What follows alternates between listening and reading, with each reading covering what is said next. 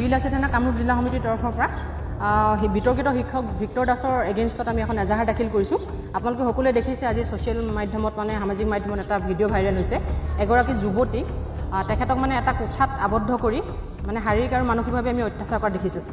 তাৰ ওপৰত আমি প্ৰশাসনক বিহিত ব্যৱস্থা লৈ সেই যুৱতীগৰাকী মানে বৰ্তমান স্থিতি কি, বৰ্তমান ক'ত আছে যুৱতীগৰাকী, মানে এতিয়া বৰ্তমান জীয়াই আছে নে তেখেতে নে ক'ত গ'ল, কি হ'ল, সেইটোৰ ওপৰত মানে এটা বিচাৰ ল'বলৈ আমি প্ৰশাসনক মানে আৰু গৃহ বিভাগক আমি এটা অনুৰোধ জনাইছোঁ। তাৰ মানে সন্দৰ্ভত আজি আমি মানে বিলাসী থানা অসম কামৰূপ জিলা সমিতিৰ তৰফৰ পৰা আমি দিছপুৰ থানাত এখন এজাহাৰ দাখিল কৰিছোঁ। কি ক'ব গোটেই কাণ্ডটোলৈ কি ক'ব? কাণ্ডটোলৈ কি ক'ম আৰু এতিয়া বিতৰ্কিত তেখেতে শিক্ষক, তেখেতে এটা ভিক্টৰ দাস এজন সন্মানীয় শিক্ষক, তেখেতক সকলোৱে এজন শিক্ষক বুলি জানে।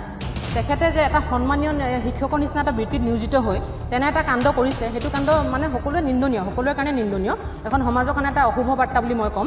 সেইটো কাৰণে আজি আমি দিছপুৰ থানাত এজাহাৰ এখন দাখিল কৰাইছোঁ। মহিলাগৰাকীক আপোনালোকে চিনাক্ত কৰিব পাৰিছে? নাই, বৰ্তমান মহিলাগৰাকী আমি ক'ৰ হয় কি হয় গম পোৱা নাই। আমি তেখেতৰ অনুসন্ধান উলিয়াবলৈ আমি চেষ্টা কৰিম। এতিয়া আমি মানে এজাহাৰ জৰিয়তে আমি প্ৰশাসনলৈ এটা মানে অনুৰোধ জনাইছোঁ যাতে মানে মহিলাগৰাকী ক'ৰ হয় কি হয় সেইখিনি অনুসন্ধান যাতে তেওঁলোকে কৰে। শৃংখল চলিহাক ফেচ টু ফেচ আহিবলৈ জনাইছে ফেচবুকত।